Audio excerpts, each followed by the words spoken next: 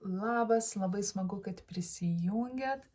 Noriu pranešti, kad yra atidaryta video įrašų asmeninių skaitimų registracija.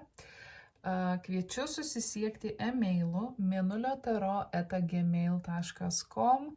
Tie, kas norite užsisakyti. Ne komentarų, ne Facebooko žinutė, nes asmeninių skaitimų per Facebooką neregistruosiu.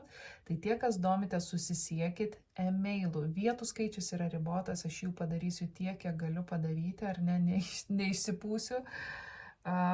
Užsakę skaitimą jį gausite per vasario mėnesį. Tai kviečiu susisiekti. O dabar žinutė Vėžiui. Toks jausmas, kad jūs bandėt judėti kažkokia kryptimi, kur truputį pasimetėt. Pritrūko strategijos, pritrūko galbūt aiškaus matymo, galbūt kiti žmonės nelabai žinojo, kas vyksta arba ką darom ir atsirado toks truputį pasimetimas. Kai kurie iš jūsų judat į labai plačius horizontus, taip čia labai vaizdžiai įvardinu. Tai reiškia, kad jūs einat į naują etapą, kur atsiranda labai daug galimybių jums pasirinkti.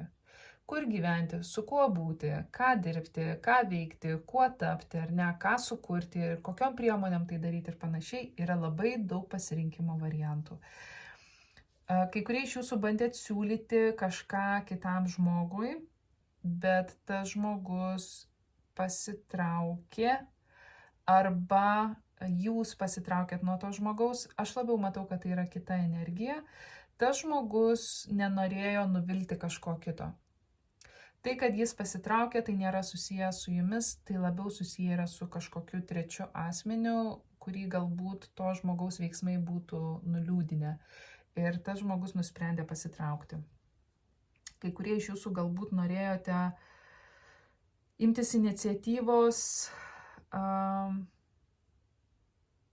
kažkokio santykio link arba jūsų karjeros pokyčių link. Patarimas yra susilaikyti.